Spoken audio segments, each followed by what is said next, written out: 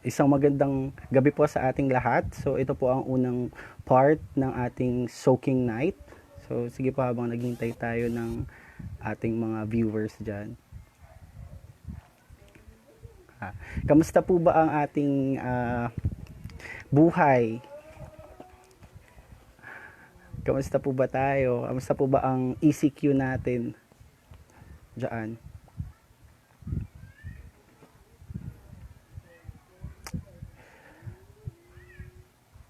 Kamusta po ba ang ating buhay dahil tayo ay nasa crisis ngayon? So ako po nga pala si Brother Levi Gimbaw Libot, isa po sa Primary 12 ni Pastora Mertel. At ako po ay naatasan na magsalita at mag-share ng maikling Word of God sa atin bago po magsimula ang ating panambahan. So inaanyahan ko po kayo na i-share po natin ang ating live na ito ngayon dahil po ang mga mensahe po na magkakaroon sa ating soaking night ay napakaganda po ng mangyayari. Amen. So may konti lamang pong pagbabago bago po tayo manambahan. May mag-share po ng salita ng Diyos at ako po ang naatasan ulit. Hi po sa lahat na nag-hi. Sige po, paabutin po natin hanggang 15 na viewers tapos magsimula na po ang mag-share ng salita ng Diyos. Amen. So ayan. So, isang magandang hapon po. Sige po, at ako po ay magsisimula na at hindi na po ako magtatagal. Hi po sa inyo. Sige po, tayo po ay yumuko at manalangin. Hallelujah. Lord, maraming salamat po, Panginoon, sa pagkakataong ito na maitaas ang pangalan mo. Hallelujah. Lord, maraming salamat po dahil sa pagkakataon na to na ma-reach yung mga tao sa pamamagitan ng iyong mga salita, sa pamamagitan ng online video na ito. Lord, patuloy po na buhayin mo yung puso namin sa pagmamahal sa iyo. Buhayin mo din po yung pag-asa namin sa iyo. Maraming salamat, Panginoon. Ikaw po yung maluwalhati sa hapong ito sa pangalan ng iyong anak na si Jesus. Amen. So, ayan. Kamusta po sa atin? At ang aking pong i-share ay sobrang simple lamang. At pinamagatan ko po itong God's love. Ano nga po ulit yon? God's love o ang pagmamahal ng Diyos. So, ang verse ko po ay hindi po mahirap sa atin. Alam niyo na pong lahat to. At ang verse po natin ay ikot lamang po tayo sa John 3:16. Ano nga po ulit yon? John 3:16. Sige nga po, sabay-sabay po tayong mag-recite. Sapagkat gaya na lamang ang pag-ibig ng Diyos sa sanlibutan, kaya ibinigay niya ang kanyang bugtong na anak, upang ang sino mang sa kanya'y sumampalataya ay hindi mapahama, kundi magkaroon ng buhay na walang hanggan. So, isa-isain po natin yung mga sentence. Ang unang sentence po ay, for God so loved the world. O ang, sapagkat gayon na lamang ang pag-ibig ng Diyos sa sanlibutan. Saan daw po ang pag-ibig ng Diyos sa sanlibutan? May tanong po ako sa inyo, sino po kaya sa tingin natin ng sanlibutan? Sino po ang sanlibutan? Sige po, naghintay ako ng sagot. Sino po kaya yung sanlibutan na sinasabi ng Panginoon na mahal niya? Sabi po dito, for God so loved the world, ang sanlibutan po na tinutukoy ay tayo. So mahal tayo. Mahal ng Diyos ang sanlibutan. Mahal tayo ng Diyos. May tanong po ako sa atin. Sa tingin po ba natin ay kamahal-mahal tayo? Meron po ba dito sa ating kamahal-mahal? Real talk lamang po. Sabi dito, mahal ng Diyos ang mundo. Pero ang tanong ko po, may kamahal-mahal po ba sa atin? Amen. Sabi po kasi sa Roma 3:23, sapagkat ang lahat ay nagkasala at walang nangaabot sa kaluwalhatian ng Diyos. Lahat po tayo ay makasalanan. Sino po ba dito ang hindi pa nagkakasala? Sino po ba dito ang mabuting tao na karapat dapat lang mahalin? Di ba po sabi sa Biblia, wala kahit isa na matuwid sa atin. Wala ni isa man sa atin ang kamahal-mahal. Tama po ba? Meron po ba dito ang magmamahal ng isang kriminal? Magmamahal ng isang makasalanan? Wala po. Amen. Sabi dito, wala po isa sa atin na naging mabait, naging matuwid, naging mabuti. At ang nakakalungkot din po dito, ang pagiging makasalanan po natin ay may kabayaran. Sabi po dito sa Roma 6:23, ang kabayaran ng kasalanan ay kamatayan. So, tayo pong mga tao ay makasalanan, walang mabuti. At may kabayaran po pala ang kasalanan natin.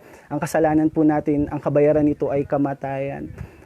hindi lamang po kamatayang pisikal, pero kamatayang spiritual. Yung kamatayang pisikal po, ano po ba yung mga kasalanan na alam natin? Kunyari po, nagsisinungaling ka, kasalanan po. Lahat po ng sinabi ng Diyos sa Biblia na kasalanan, yun po ay kasalanan. Lahat ng sinasabing pagsuway sa Biblia, yun po ay sinasabi na kasalanan. So, ano po ba yun? Kapag sinungaling, ano na po ulit ang kabayaran ng kasalanan? Sabi daw po ay kamatayan. So, for example, tayo po ay nagsinungaling, ano po kaya magiging kabayaran noon? Mamamatay yung pamilya, masisira yung buhay.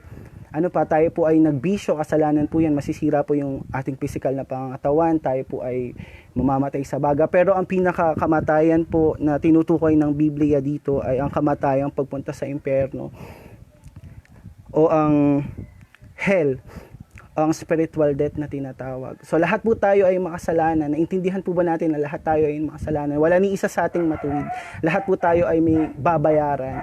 At kung na-try niyo na po, kung na-try niyo na po na mangutang sa Bombay, hindi po kayo tatantanan ng Bombay hangga't hindi kayo nakakabayad. Tama po ba? Ganon din po sa kasalanan, hindi tayo lulubayan ng kasalanan. Hindi tayo lulubayan ng kabayaran ng kasalanan hangga't hindi tayo nakakabayad. Ito nga po ulit ang kabayaran ng kasalanan. Sabi po ay kamatayan. Amen po ba? So lahat po tayo, walang mabuti sa atin. Ang kahantungan po natin ay kamatayan. Amen. Sabi din po sa Revelation 21 verse 8, kung meron po tayo mga Biblia, ang sabi po dito, ngunit sa mga duwag, hindi nananampalataya, suwail, mamamatay tao, mga namumuhay ng kahalayan, mga salamangkero, mga sumasamba sa Diyos-Diyosan at mga sinungaling, ang hantungan nila ay nag-aalab na lawa at nagliliyab na asupre. Ito ang ikalawang kamatayan. So lahat po ng tao ay hindi lamang po, nakakatakot po yung COVID, tama po ba? Nakakatakot pong mamatay sa COVID, nakakatakot pong mamatay sa sakit, pero mas nakakatakot pong mamatay na nahiwalay po tayo sa Diyos at iyon po ay pagpunta sa impyerno. At lahat po ng tao ay nakalaang doon. Pero dahil nga po sa pag-ibig ng Diyos, ano nga po ulit yung pag-ibig ng Diyos? Sabi sa John 3:16, sapagkat gayon na lamang ang pag-ibig ng Diyos sa sanlibutan, kaya ibinigay niya ang kanyang bugtong na anak. Sino daw po binigay niya ang kanyang bugtong na anak? Ito ay si Jesus. Sino po ba dito ang taong makakapagbigay ng kanyang anak para sa isang makasalanan? O ipapatayin ko yung aking nanay, alay ko yung aking nanay para sa kanyang makasalanan.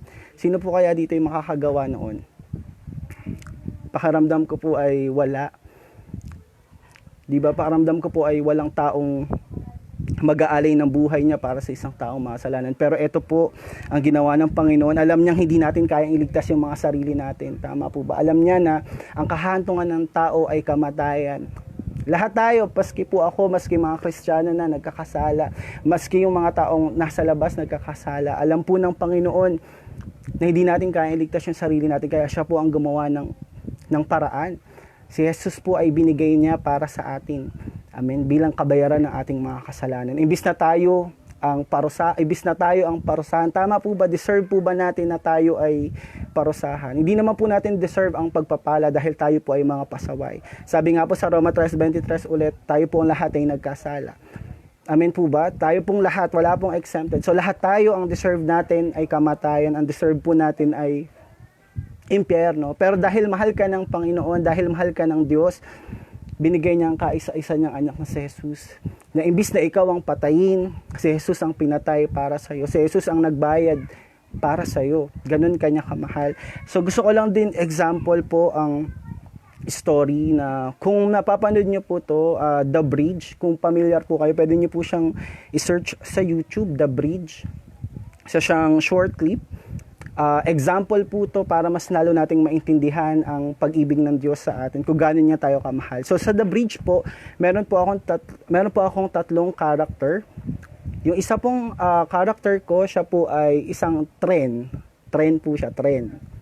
At yung dalawang character na natitira, isa po siyang tatay at isang anak. So yung tatay po, siya po ay tigapag taas ng bridge. Meron po kasi sa ibang bansa, may bridge po na ganito. Pag may dumadaan na barko, tinataas yung bridge. Tapos po, pagkatapos nun, binababa yung bridge para madaanan ng tren. Gets po? So, ganun po ang example ko. Merong istorya na dumaan yung bridge, ibig sabihin, tinaas yung bridge. Dumaan yung barko. Kaso sa kabilang dulo naman, padaan ng tren na napakabilis. Napakabilis ng pagdaan ng tren. At ang laman ng tren po ay yung mga makasalanang tao. Ang laman ng tren ay mga mga nagdodroga, mga taong masasama, mga taong walang pakialam sa Diyos. Iyon po ang laman ng tren. At ang gagawin po para makadaan ng tren, di ba po ibababa yung bridge para makadaan yung tren.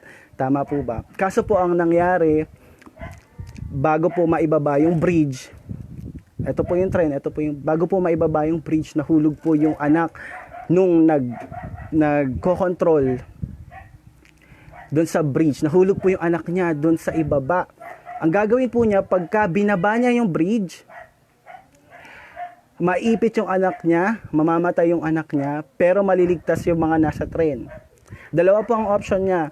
It's either papatayin niya yung anak niya para makadaan yung bridge, o pababayaan niyang nakaangat yung bridge para maligtas yung angat niya, para mamatay itong mga nasa tren na masasamang tao, mga masasamang ugali, mga walang pa. Sa tingin niyo po, ano yung ginawa nung tatay na yun?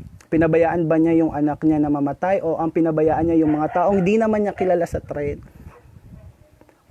Sa tingin niyo po, ano yung ginawa nung tatay na yun sa anak niya? Pinabayaan ba niyang maipit yung anak niya dun sa pagbaba ng bridge, o pinabayaan niyang mamatay yung napakaraming pasahero sa tren?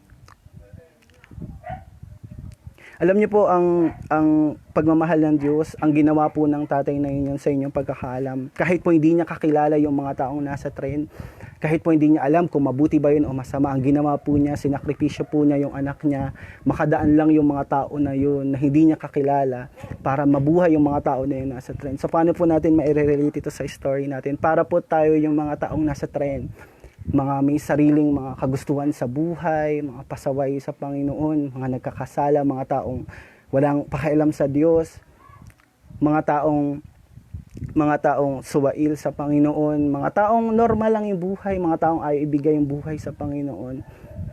Tayo po yung nasa tren na yun, pero ang ginawa po ng Panginoon, kahit na hindi tayo karapat dapat makadaan, kahit karapat dapat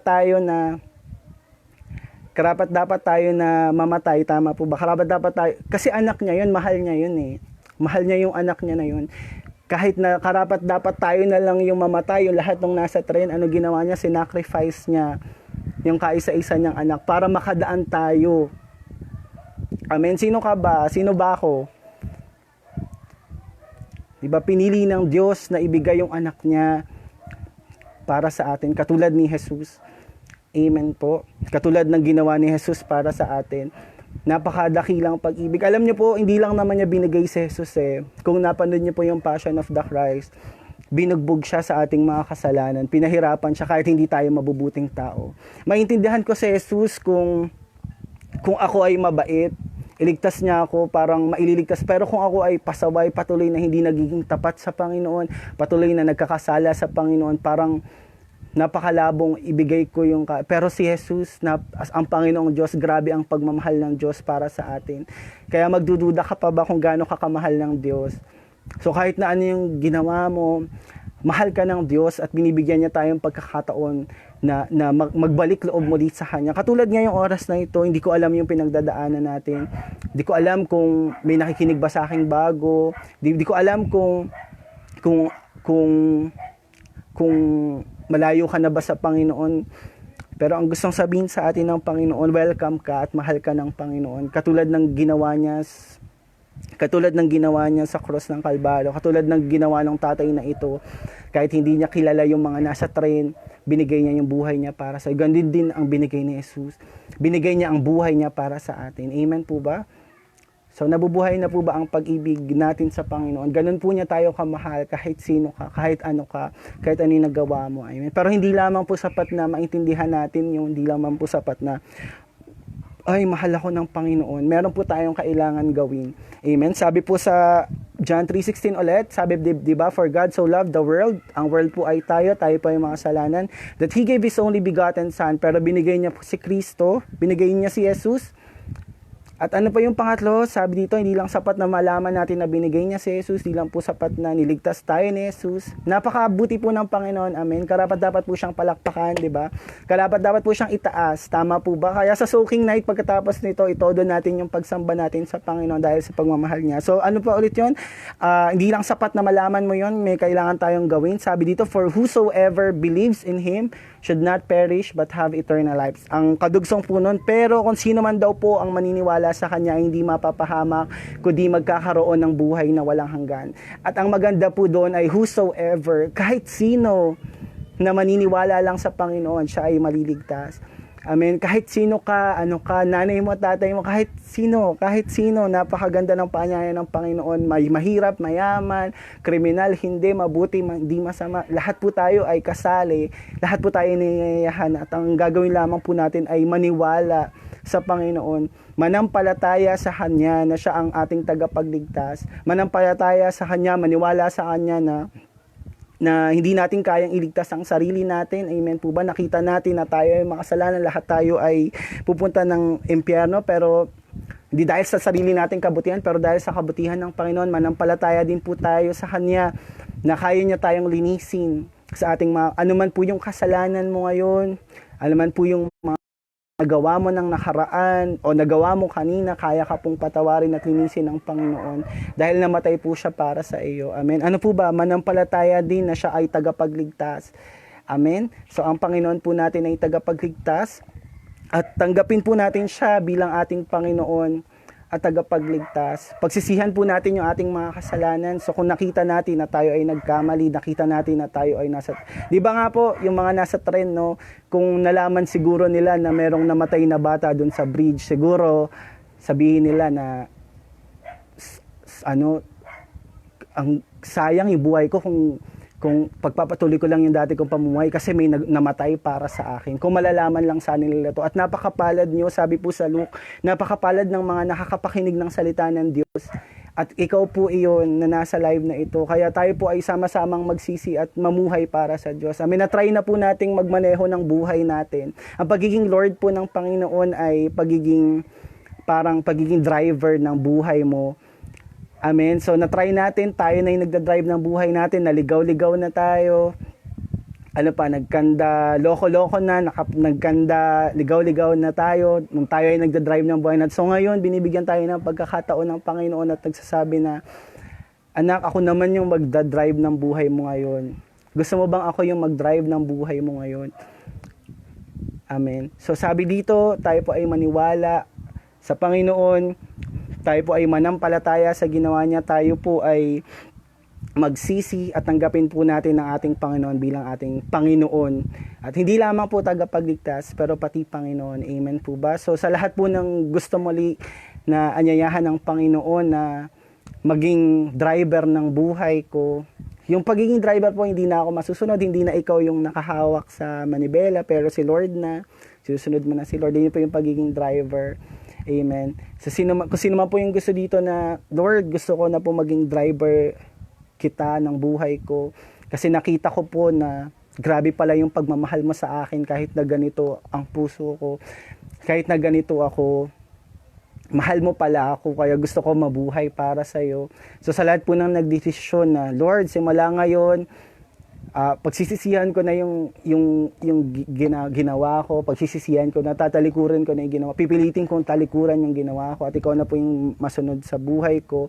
Inayayahan po kita na pumikit at manalangin at tanggapin po natin muli ang Panginoon bilang ating Panginoon at tagapagligtas. So sa lahat po ng ikaw man po ay bago, ikaw man po ay luma, ikaw man po ay nag-backslide, ikaw man po ay on fire sa Panginoon, yung gusto mo pong tanggapin ng panalangin na ito, ang pagtanggap mo din sa pag-ibig ng Panginoon, inayahan po kita na pumikit at manalangin. So sabayan niyo po ako sa aking panalangin.